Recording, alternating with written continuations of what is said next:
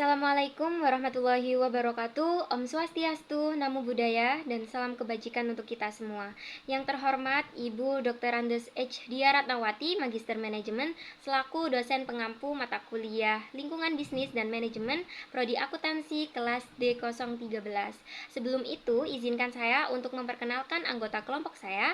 Yang pertama, saya sendiri Nola Hadiatun Nabila dengan NPM akhir 013, kemudian Ratna Chandra Ningtyas dengan NPM akhir 019, Alvina Nurlaili dengan NPM akhir 025, Fatima Zahra dengan NPM akhir 030, Rici Setiawati dengan NPM akhir 037, Gita Safitri dengan NPM akhir 099, dan Nabila Sani Amira dengan NPM akhir 307. Materi yang akan kami presentasikan yaitu bab 6 tentang perencanaan manajerial dan penetapan tujuan. Yang pertama yaitu pengenalan tujuan dan rencana. Tujuan atau goals ini merupakan target atau hasil akhir yang ingin dicapai oleh seseorang maupun organisasi dalam jangka waktu tertentu. Dapat dalam jangka waktu yang panjang maupun dalam jangka waktu yang pendek. Kemudian plan atau rencana ini adalah langkah yang disusun untuk mencapai sebuah tujuan. Selanjutnya ada tingkatan rencana dan tujuan. Ada 3 tingkatan. Yang pertama yaitu strategis. Tingkatan paling atas yang dibuat oleh manajemen pusat untuk menentukan arah besar perusahaan yang berfokus pada jangka waktu panjang. Dan yang kedua yaitu taktikal. Ini dibuat oleh manajemen menengah, berisi rencana jangka menengah juga untuk mendukung strategi. Kemudian yang terakhir yaitu operasional. Dibuat oleh supervisor atau pelaksana yang berfokus pada kegiatan harian untuk jangka waktu yang pendek. Jadi, strategis itu tujuan besar dan arah perusahaan. Arah utama perusahaan dalam jangka waktu yang panjang. Dari situ dibuat rencana taktis oleh setiap individu untuk mendukung tujuan besar tadi. Kemudian rencana taktis dijabarkan lagi menjadi operasional, yaitu kegiatan sehari-hari yang dilakukan oleh karyawan. Selanjutnya ada manfaat dari tujuan dan rencana. Ada 5 manfaat. Yang pertama yaitu sumber motivasi dan komitmen. Tujuan yang jelas membuat pegawai lebih semangat dan paham apa yang harus dicapai. Yang kedua yaitu alokasi sumber daya. Ini membantu manajer menentukan penggunaan sumber daya seperti pegawai, dana, dan peralatan secara tepat. Dan yang ketiga yaitu panduan tindakan. Ini memberikan arah yang jelas tentang apa yang harus dilakukan untuk mencapai target. Dan yang keempat yaitu dasar pengambilan keputusan. Menjadi acuan dalam membuat keputusan agar sesuai dengan tujuan perusahaan. Dan yang terakhir yaitu standar kinerja, menjadi tolak ukur untuk menilai apa hasil kerja sudah sesuai dengan target atau belum. Kemudian akan saya lanjut untuk menjelaskan proses perencanaan perusahaan. Pada slides ini ditunjukkan proses perusahaan yang menggambarkan bagaimana sebuah organisasi berjalan secara sistematis dari awal hingga evaluasi.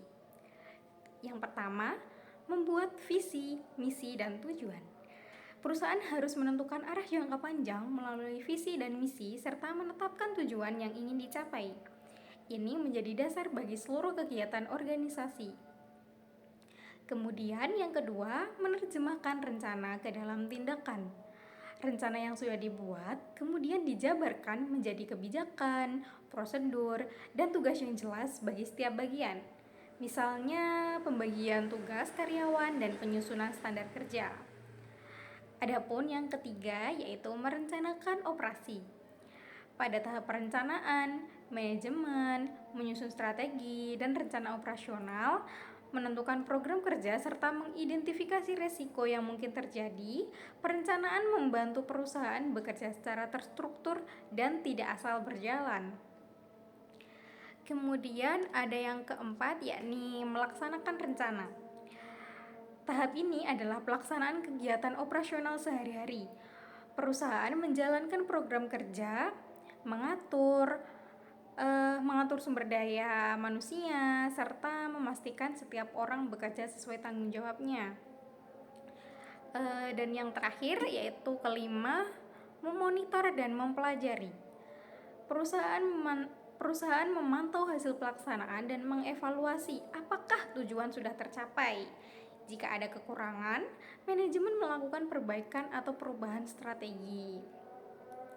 Nah, Jadi, proses perusahaan berjalan secara berkelanjutan mulai dari perencanaan hingga evaluasi untuk menentukan tujuan organisasi, untuk memastikan tujuan organisasi tersebut tercapai. Kemudian akan saya lanjutkan pada misi perusahaan. Pada slide ini dibahas tentang misi perusahaan. Misi merupakan pernyataan tentang cara perusahaan mencapai visinya.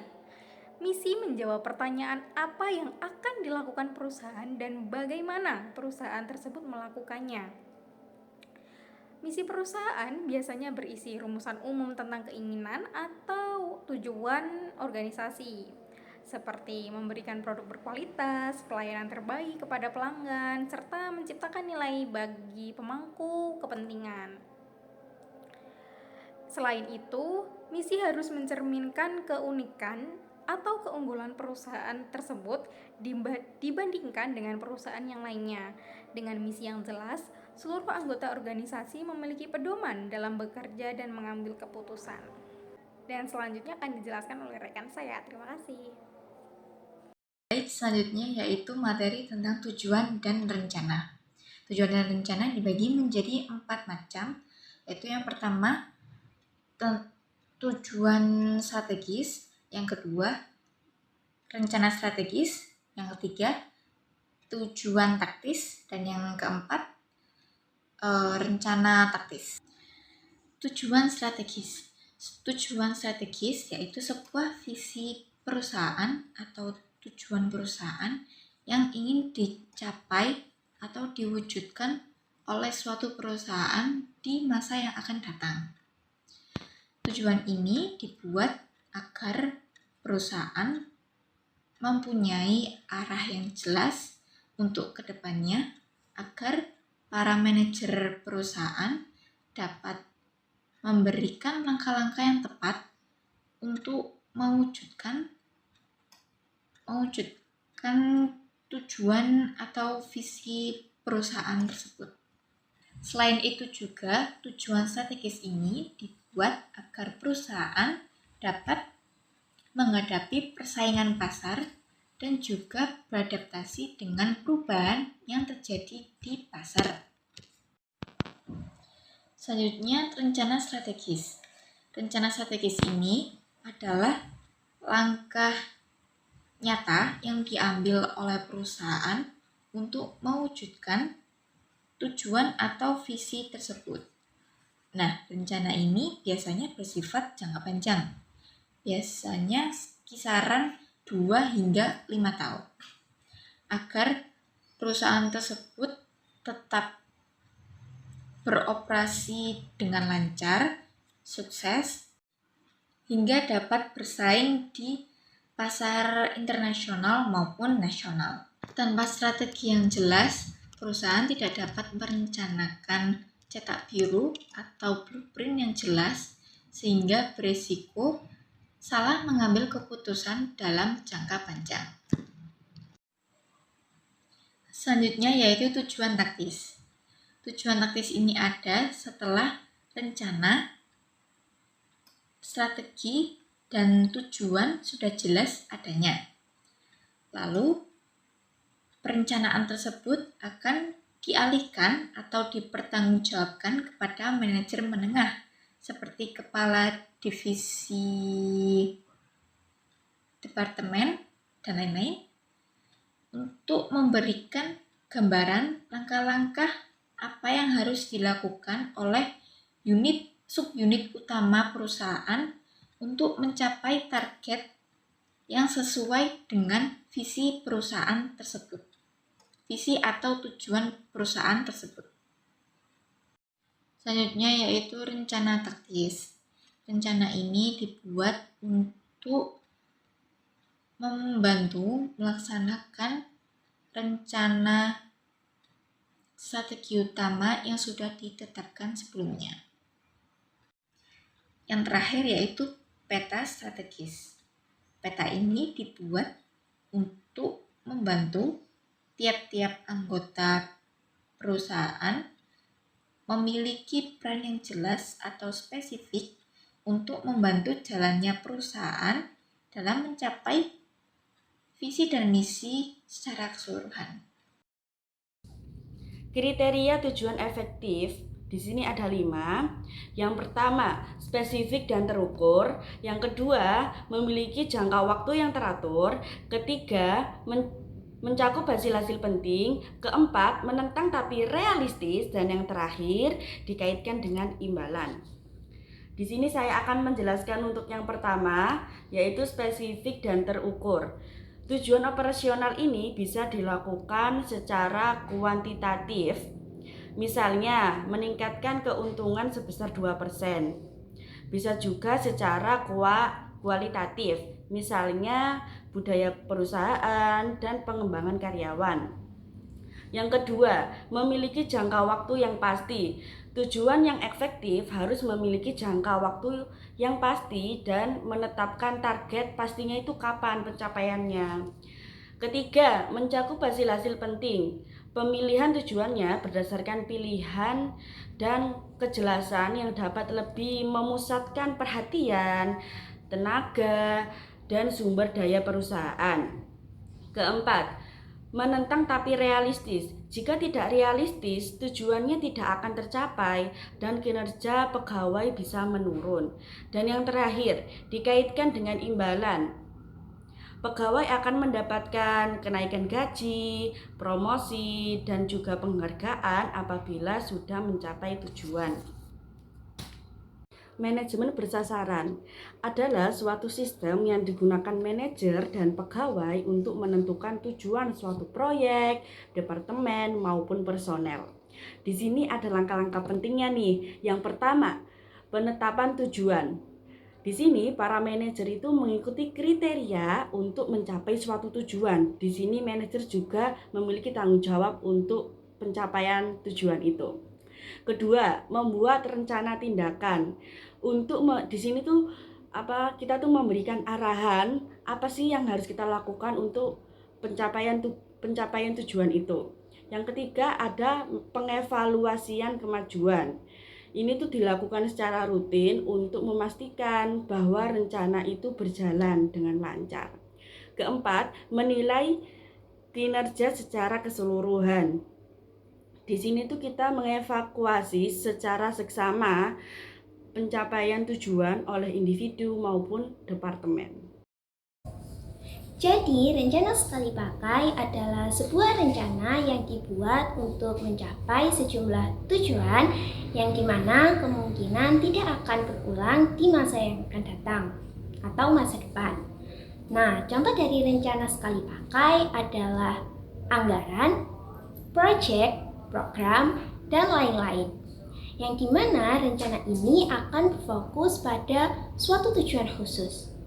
Sedangkan rencana tetap adalah rencana berkelanjutan yang memberikan sebuah panduan untuk melakukan dan mengatasi tugas-tugas atau situasi yang terjadi secara berulang di suatu perusahaan.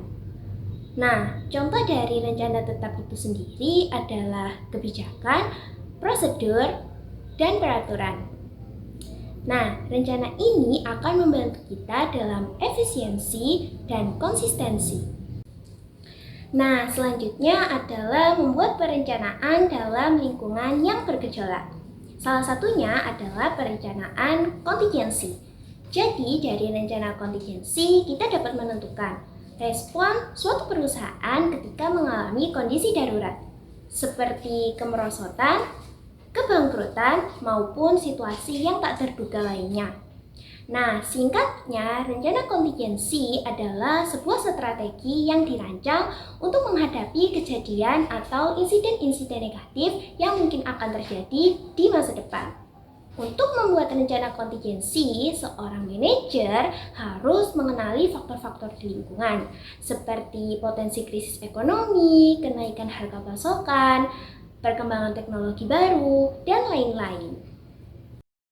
Pembuatan skenario adalah bagaimana cara perusahaan memprediksi masa depan dengan memperhitungkan berbagai kemungkinan yang bisa saja terjadi. Manajer tidak hanya melihat kejadian pada masa lalu, tetapi mencoba memikirkan situasi yang mungkin muncul di masa depan. Dengan cara ini, perusahaan bisa lebih siap menghadapi perubahan dan ketidakpastian dalam dunia bisnis. Nah, tujuannya adalah untuk memiliki gambaran apa yang harus dilakukan jika rencana utama tidak berjalan dengan lancar. Perencanaan krisis adalah persiapan perusahaan untuk menghadapi kejadian tak terduga yang bisa merugikan pihak perusahaan.